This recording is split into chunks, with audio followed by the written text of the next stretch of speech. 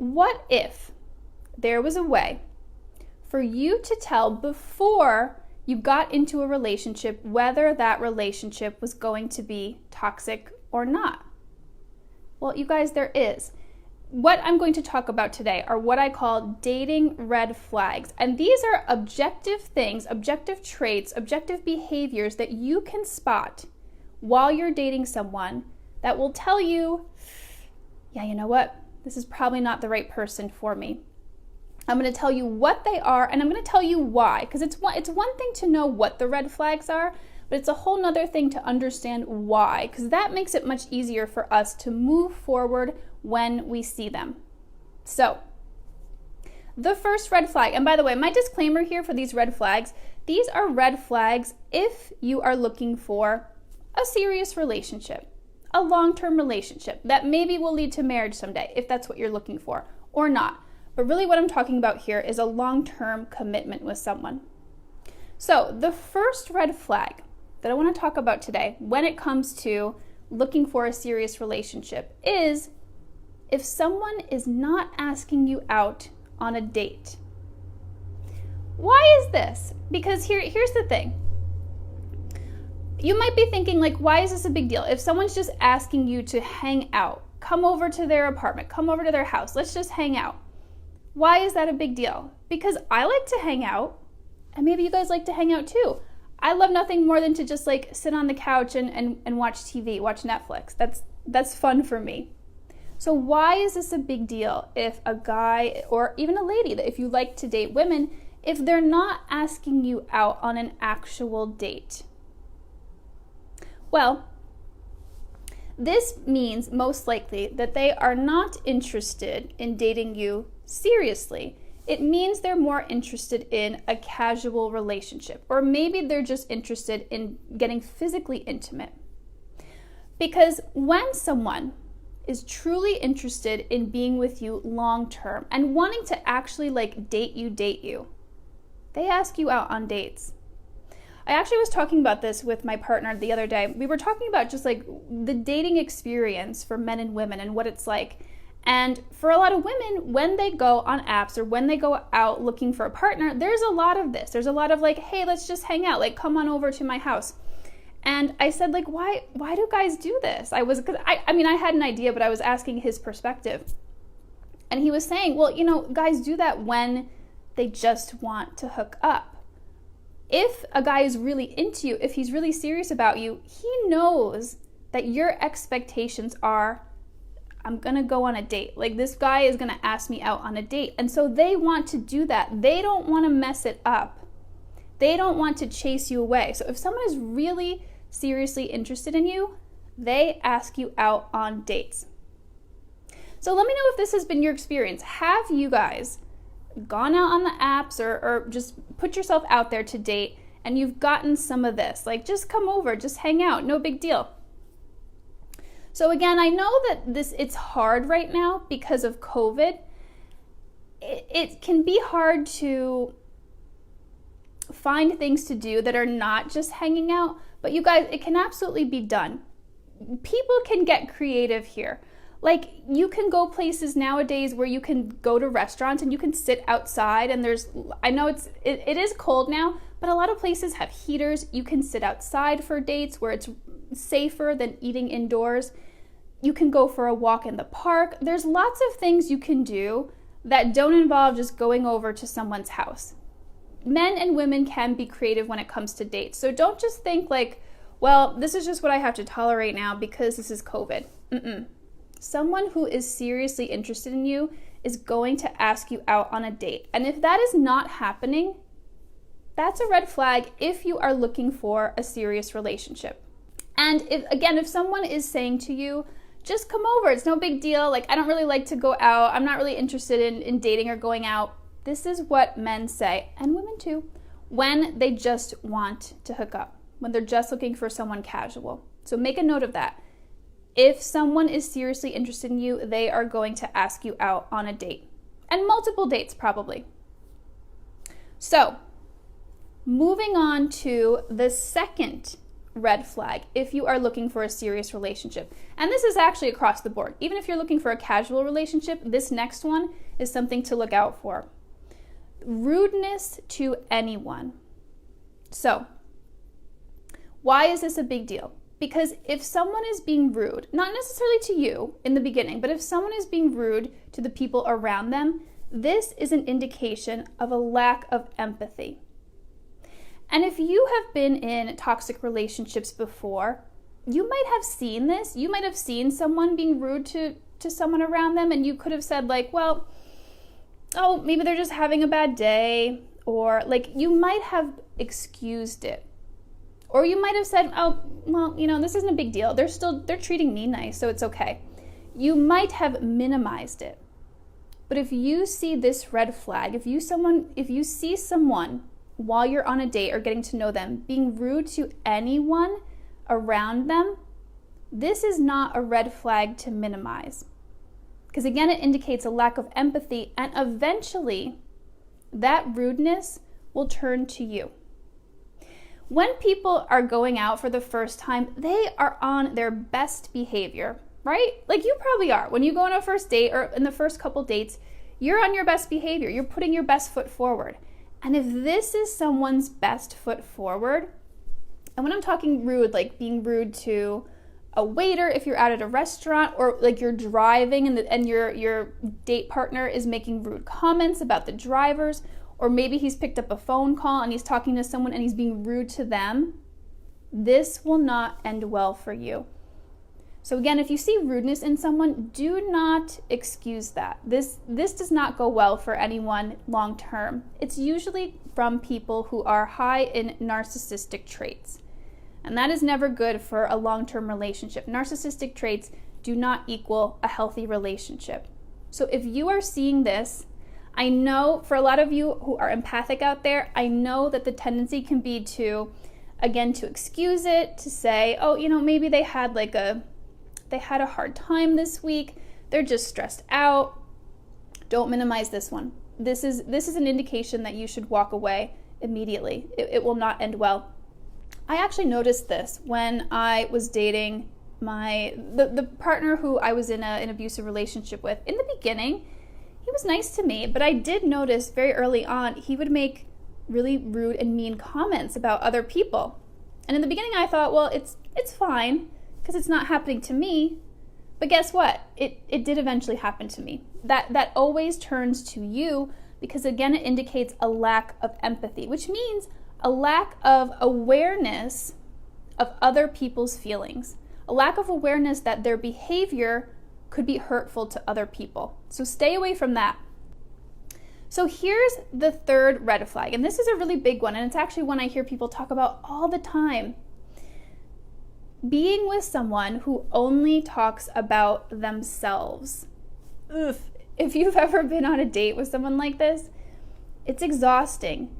And if they are very charming and they're very charismatic, it can actually be really attractive in the beginning. It can seem like, wow, this person really knows what they're doing. They're really confident. That's pretty cool. I like that. But if someone is only talking about themselves and talking about themselves excessively, this indicates that they are probably pretty self-centered. And someone who is self-centered is not going to make a good partner for you. Again, this correlates with high levels of narcissism, and narcissistic qualities, I will always say, will not make good relationship partners. People who are high in those qualities, they do not have the ability or skills to be in a healthy relationship. So I'm curious, have you guys ever gone out with someone and they just talked and talked and talked, and it was like a monologue, and most of what you did was just listened and was like, And really another behavior that correlates to this is someone who talks a lot and doesn't ask any questions about you. Like you could walk away from that date like knowing every single thing about this person, but you feel like they know nothing about you because they just talked and you just listened. That is a red flag. That does not go well either. we can sometimes cut people some slack if it's the first date and they're a little bit nervous and maybe they don't know what to do, so they just talk a lot about themselves. Okay. But if this continues on every single date, not a good sign. That is definitely a red flag. Someone who would be a healthy partner for you, they're going to ask you questions. They'll talk about themselves, but they'll also ask about you. It'll be an actual conversation, not just a monologue where someone is talking, and the person expresses no interest or desire to learn about you. It often can look like they're seeing you as just like an object, like just someone to be there to just talk at, and that's what's filling their ego. So again, if you see this only talking about themselves, it indicates self-centeredness, and that's not going to be a good relationship partner for you. Cassie is saying, my abusive ex-boyfriend would make negative comments about people beginning early on when we were dating. Yeah, exactly. That's the rudeness. He was nice to their face, but was so two-faced. Eventually, he talked badly about literally everyone in his life. Yeah, Cassie, thank you for sharing this. This is a great example. This is what it looks like. This is the rudeness and the mean comments that I'm talking about. If you see it happening to other people, it is going to happen to you. Because usually, again, this is happening with people who are high in narcissistic traits.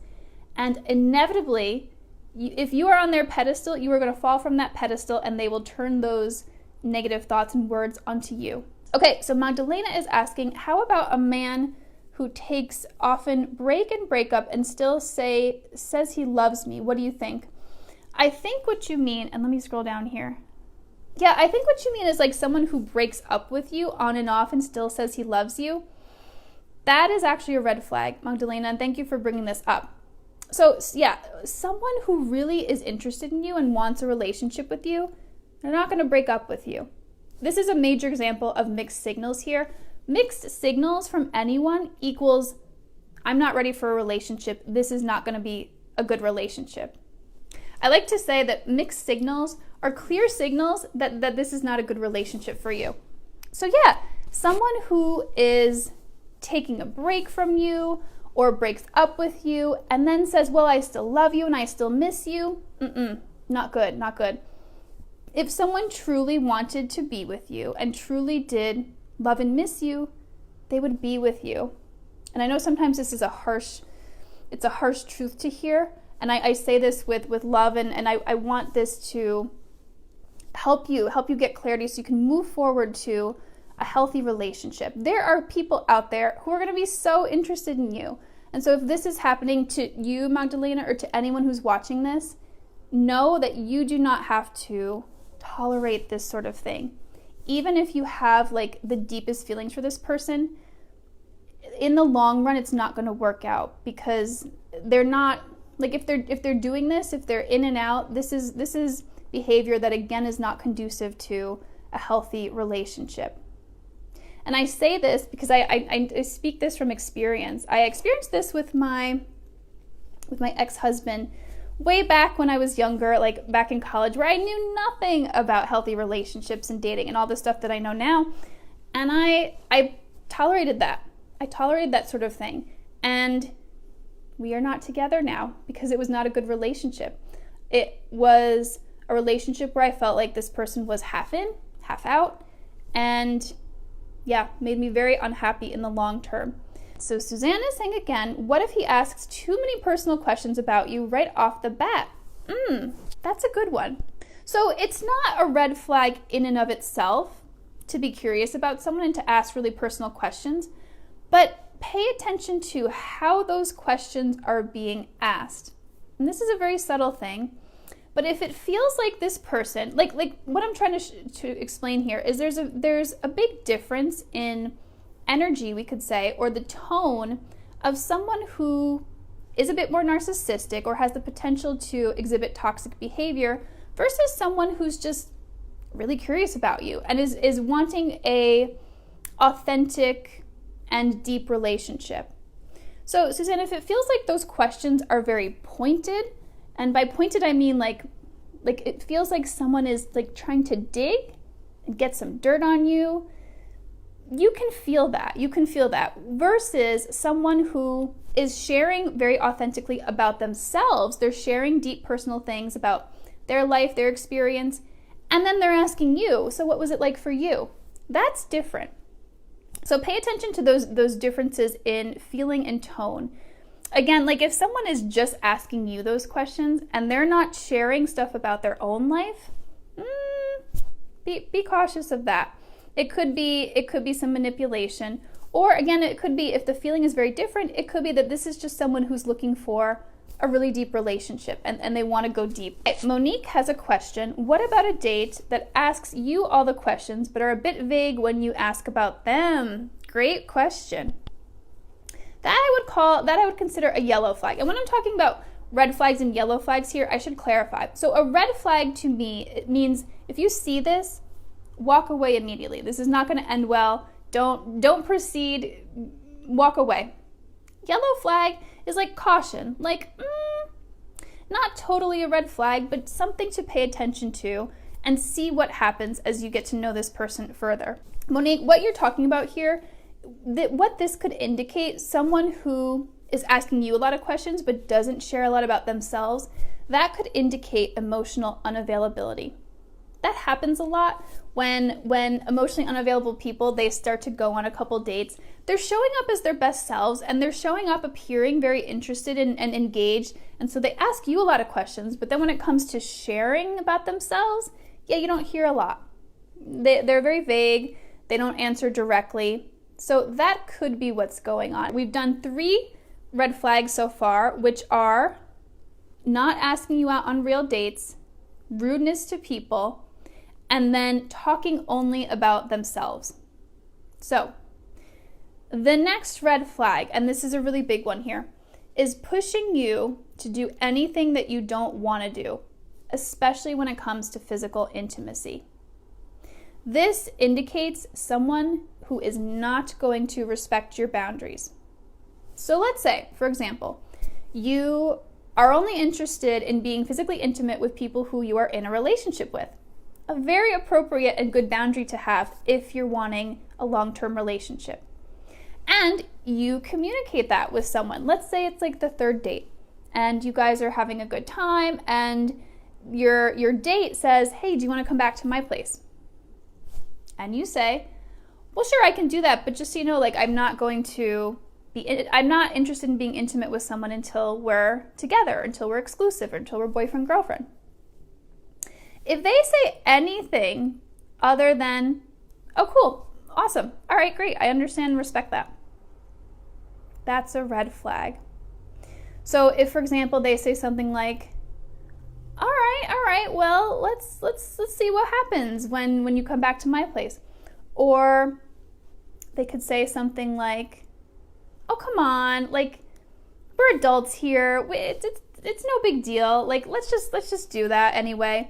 If they say anything that pushes back on those boundaries, that is a giant red flag. Because again, that means that this person does not respect your limits. And anyone who does not respect your limits will not make a good relationship partner.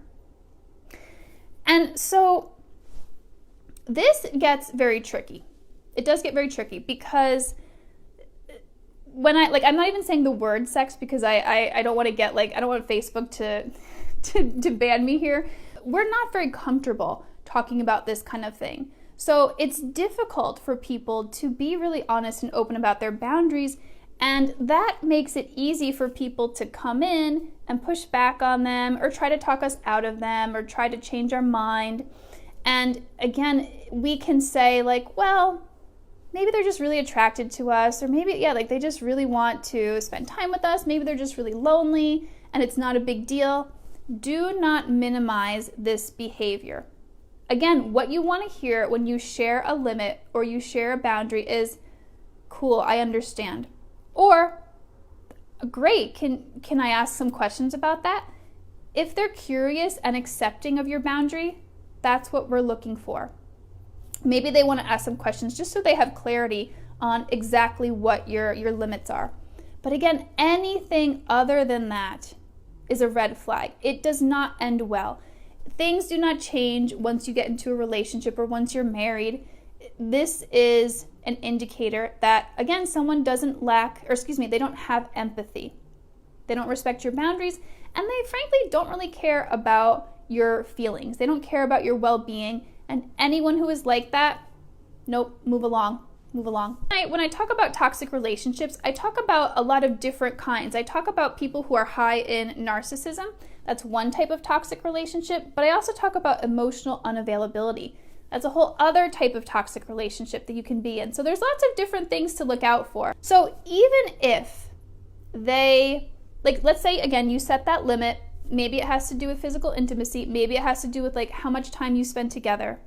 If you set that limit and in any way they try to talk you out of it or tell you that you shouldn't have that limit, that's a red flag. There is a difference with all of these things. There is some nuance here. If someone respects you and just has some questions about your boundary, that's okay. That's okay if they're just wanting to know more about it. But when it turns into the realm of manipulation or saying in any way, shape, or form that you should not have that boundary or you should do what they want you to do, walk away.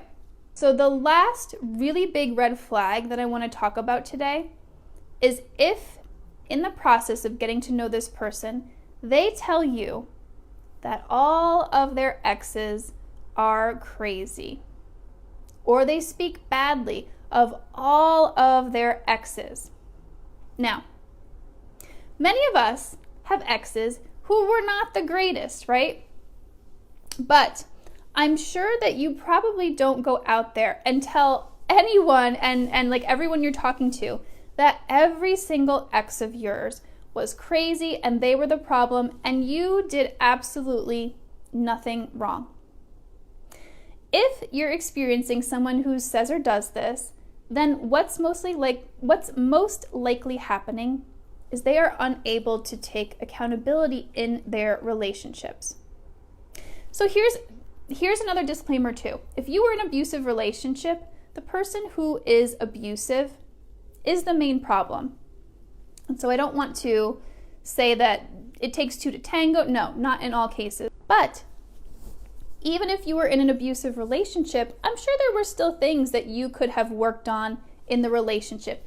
Not that it would have made the relationship better, not that it would have made that relationship healthy, but as a person who is able to have awareness of their own behavior, a person who's able to be introspective, you can see, okay, there were definitely things that I could have done differently, and probably most of them would have been I could have spotted those red flags sooner, or I should have exited that relationship sooner.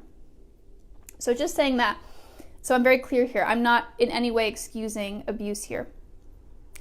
But if you are talking to someone, and again, if every single one of their exes, and maybe they don't say the word crazy, but maybe they say oh, she was just the worst, and I was so good to her, and she just took advantage of me.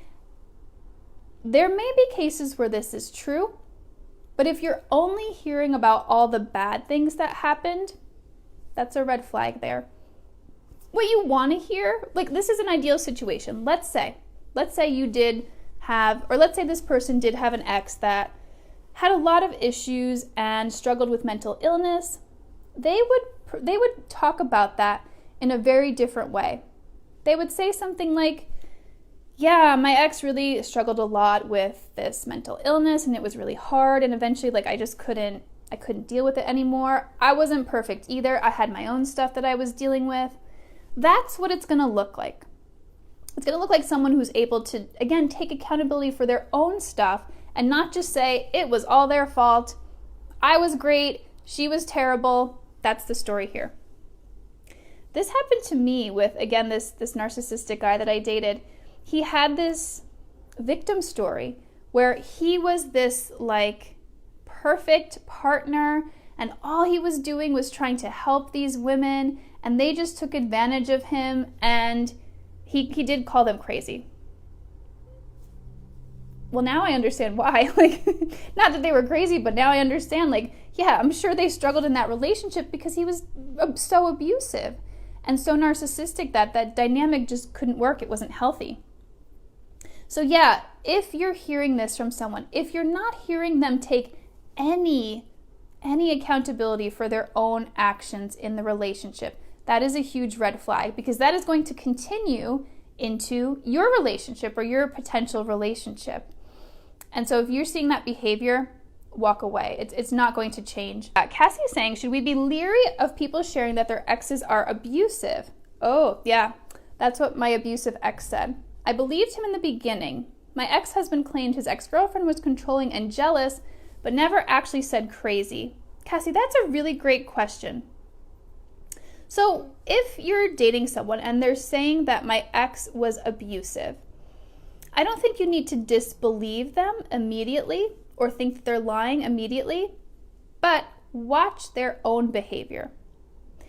If someone is not being very truthful about this, or actually they were the abusive one in the relationship, that's going to reveal itself pretty quickly. Because I don't want to promote that, like, we should not believe people who say that they were victims of abuse, because in the vast majority of cases, that's real. Like, we want to honor that. But yes, it is also the reality that in some cases, people who are abusive claim to be victims themselves. And it doesn't mean that they've never experienced abuse. They probably have in their past. But in their romantic relationships, they're usually the abusive one. And so, yeah, like, again, you don't need to think that someone's lying right away, but time will tell. And I'm sure, like, in the cases with your exes, you probably saw that, yeah, they themselves did turn out to be abusive. And it's a very convenient way for abusers to get away with it, so to speak, is to claim, well, no, I was the victim here. She was abusive. I think my ex said that about me too. I think actually, yeah. Where I don't even have an abusive bone in my body. Like, I don't act that way. So yeah, that's definitely something to just keep your eye on. If someone is truly a victim, you'll know that too. That will reveal itself too, because they'll be struggling with certain things. Maybe they've done a lot of healing in their past, but triggers will come up if you're continuing to date this person. You'll see the effects of that abuse there. Someone who isn't actually the abuse victim, they're gonna act fine. Like, maybe they'll have some stuff come up from their past, but they're not gonna be that traumatized at least from their past relationship that they're talking about. You really won't see the effects of that because they were the abusive one. It's not there. So yeah, that's the perspective I would take with that. And yeah, Cassie's saying that's what my exes did. Total victim mentality. Yeah, exactly. It was subtle enough early on that I totally believed their lies, when in actuality they were the toxic ones and I was miserable with them too. Yes. So that's why in any situation where you're dating someone, it's so important to go slow and take your time. Because as I said, time will reveal all of this. Someone who is abusive cannot hide that forever. That's going to start to come out. So you can believe people up front and just, like, take it with a grain of salt. That's like what I say. Hear that what they're saying. Okay, they're saying that they are a victim. Okay. And now just watch how they act, and watch what comes up for them in the course of dating them or in the course of the relationship. So what we're looking for here when we're looking for a dating partner is we're looking for someone with insight. We're looking for someone who has the ability to take accountability of their behavior, things they didn't do, things that they should have done, things that they did that they regret. We want someone who has insight. People who are high in narcissistic traits, they lack that insight, and that makes them unhealthy partners to be in a long-term relationship with. They will not care about your feelings in the long term, and they have difficulty seeing things from your perspective. They have difficulty seeing any perspective outside of themselves, and that's why this is such a big red flag. If someone is saying that the problems were only because of the other person in the relationship. So those were my list of the biggest dating red flags. If you guys are looking for an extensive list of dating red flags, or if you have a history of missing red flags, or the thing that most commonly happens is we just excuse them, then please reach out to me, because this is a big part of what I do in my Living Free Finding Love program. I have an extensive list of dating red flags that I give my clients. Again, these are the biggest ones, but there's a ton more that are out there that we want to look for. And so I say all this and I talk about red flags with a big disclaimer. It's one thing to know what the red flags are, but it's a whole other thing to act on them when you see them, and to know that you are worthy of a healthier love, of a love that's much more comforting, that's much more kind, that's much more empathetic.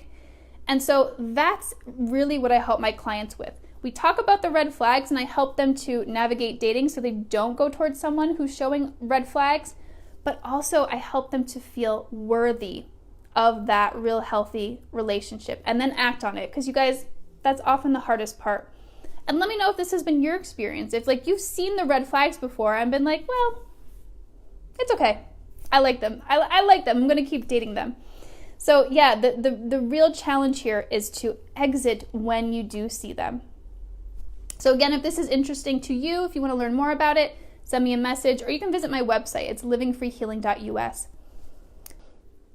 So Cassie is saying Lindsay's program is amazing. Oh, 10 out of 10 recommend. Thanks, Cassie. Thank you so much for watching. If you're interested in learning more about my 12-week program, visit my website, livingfreehealing.us. The link is in the description. And if you're wondering if you might be in a toxic relationship and what you should do about it, click on the link in the description and check out my Toxic Relationship Deprogrammer. Also, feel free to follow me on Instagram at livingfreefindinglove, and I'm also now on TikTok, same name.